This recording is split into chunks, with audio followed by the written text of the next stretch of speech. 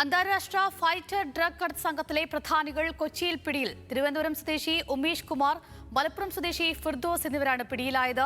30,000 kilo വരുന്ന 12 കോടിയുടെ ലഹരി ഗുളികകളാണ് പ്രതികൾ കടത്താൻ ശ്രമിച്ചത്.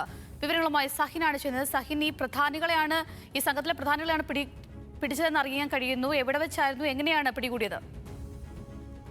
തീർച്ചയായിട്ടും അന്താരാഷ്ട്ര ഫൈറ്റർ ഡ്രഗ് കടത്തിലെ പ്രധാനികളാണ് ഇപ്പോൾ പിടിയിലായിരിക്കുന്നത്. കൊച്ചിയിൽ വെച്ചാണ് ഇവർ പിടിയിലായത്.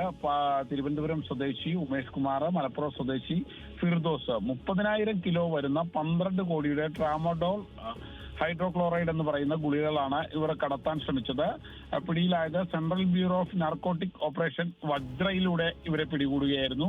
ചരക്ക് പിടികൂടിയത് ദില്ലിയിലെ ഗോഡൌണിൽ നിന്നുമാണ്. ഗുളികകൾ കടത്താനിരുന്നത് ലിബിയയിലേക്കാണെന്ന് മനസ്സിലാക്കാൻ കഴിയുന്നുണ്ട്. മലയാളികളെ പിടികൂടിയത് ഇന്നലെ ഇടപ്പള്ളിയിൽ വെച്ച് ഇവരെ പിടിയിലാകുകയായിരുന്നു. സംഘത്തിലെ മറ്റൊരാൾ ബംഗളൂരുവിൽ നിന്നും പിടിയിലായിട്ടുണ്ട്. നിയന്ത്രിത വേദന സംഹാരിയാണ് ഈ ടെട്രാമോൾ എന്ന് പറയുന്നത്. മാത്രമല്ല, ഉയർന്ന ശേഷിയുള്ള ടെട്രാമോൾ സംഘർഷ മേഖലകളിൽ മയക്കുമരുന്നായാണ് ഉപയോഗിക്കുന്നതും. കൂടാതെ കൊച്ചിയിലെ കണ്ണികളെ പിടികൂടിയത് കസ്റ്റംസിന്റെ പ്രിവന്റീവ് വിഭാഗം കൂടിയാണ്. ബ്ലാക്ക് മാർക്കറ്റിൽ 1000 കോടിക്ക് മുകളിലാണ് ഇതിന്റെ വില വരുന്നത്.